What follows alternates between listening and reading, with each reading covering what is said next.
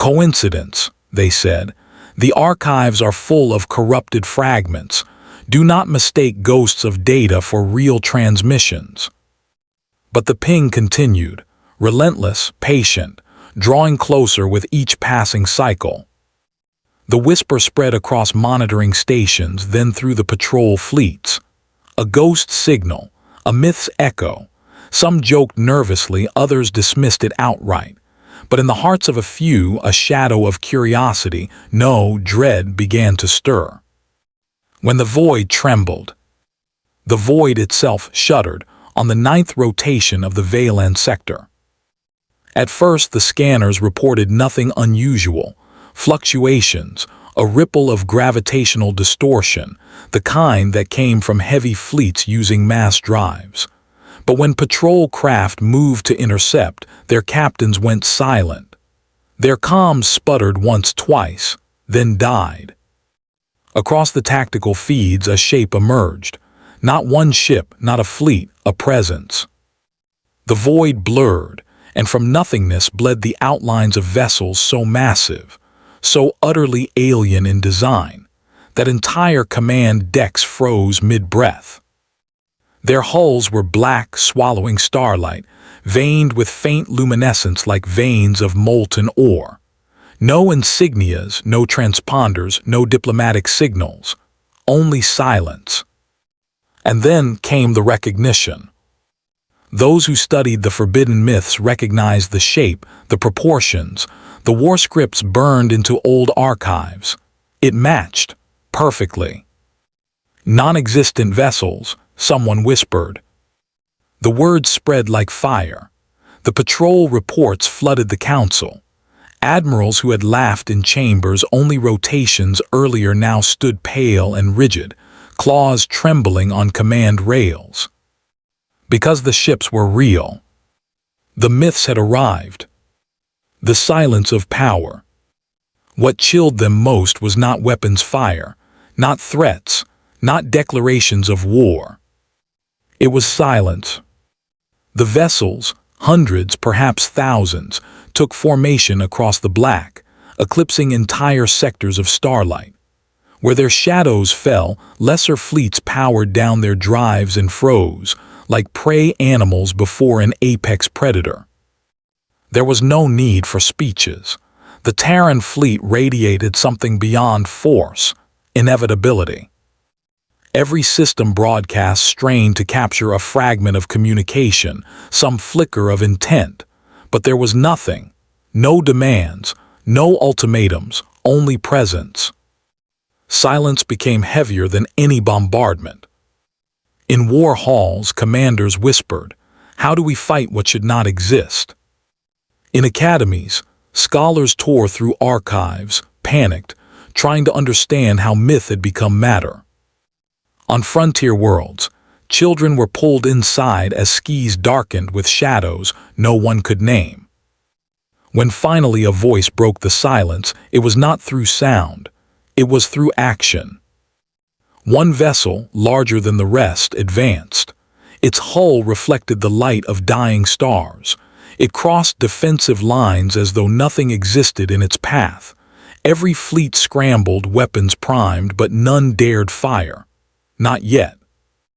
And then, without a single blast, the Terrans' presence rewrote everything. Their formation sealed the system like a cage. Their silence declared dominion. The galaxy realized in a single shared heartbeat that they were not equals. They were subjects. The galaxy holds its breath.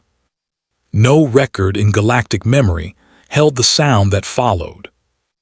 It was not weapons fire, not planetary bombardment, not even war. It was the sound of silence, the true silence of fear.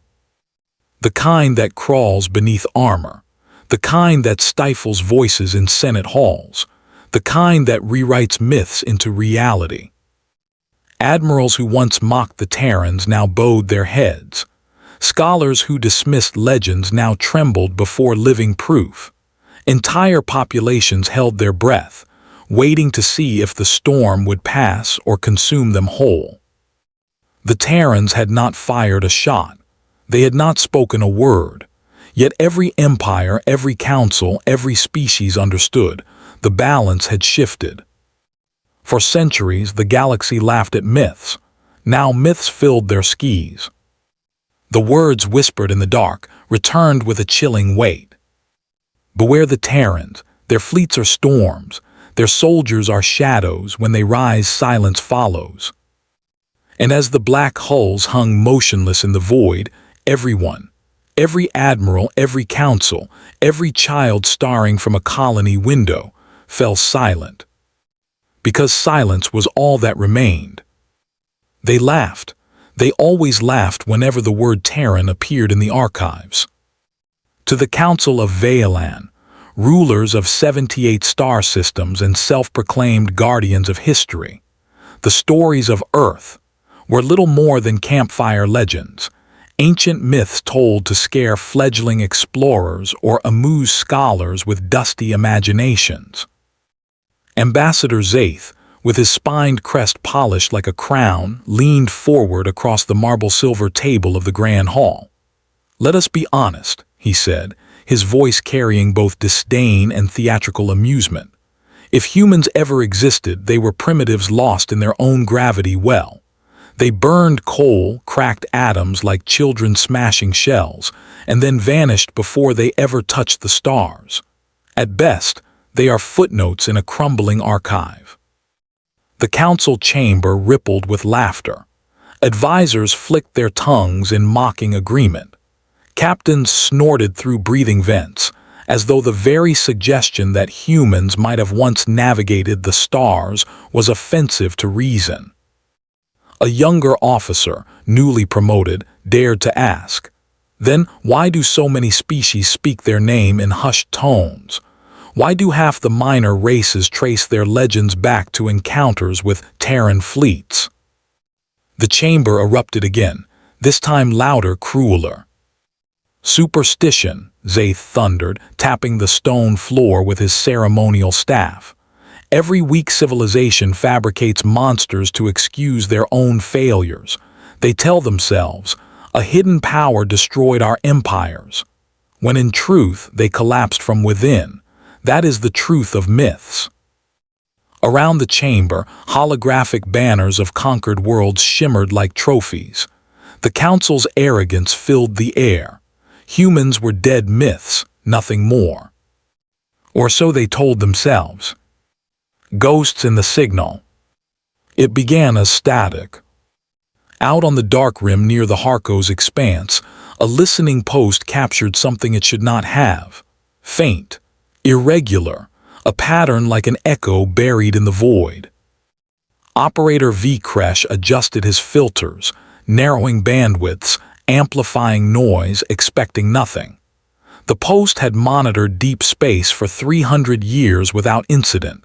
Its duty was ceremonial, a relic of the old wars. But tonight something stirred. Through the distortion a pulse emerged. 4 beats. Pause, 4 beats again.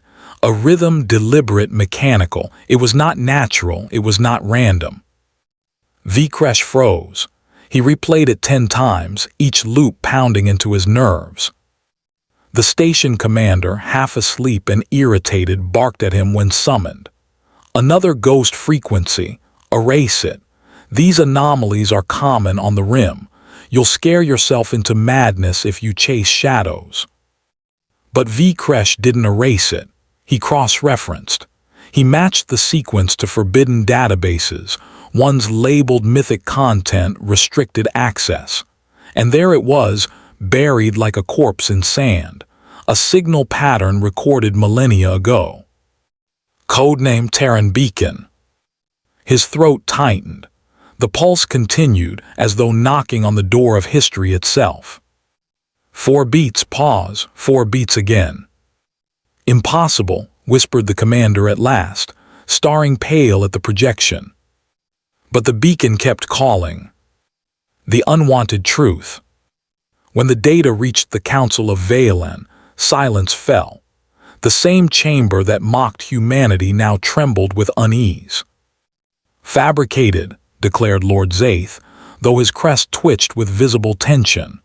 Some rebel faction imitates a myth to spread fear. A scholar objected. The pattern is authentic. It is identical to the deep code encryption once attributed to Earth fleets. Records indicate they used rhythmic sequences, beats of time, to announce their presence before unleashing fire. The counselors shifted uncomfortably. The notion pressed against their arrogance like a blade. A hologram shimmered in the center of the chamber, a ship profile, angular and dark, drawn from archives older than most civilizations present. It was not smooth or elegant like the Valan fleets. It was brutal, steel upon steel, a dagger of industry.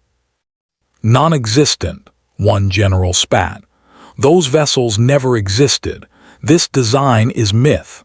Our ancestors fabricated them to explain defeats they could not admit. Yet the data pulsed on the screen, real, present, now. Then explain this.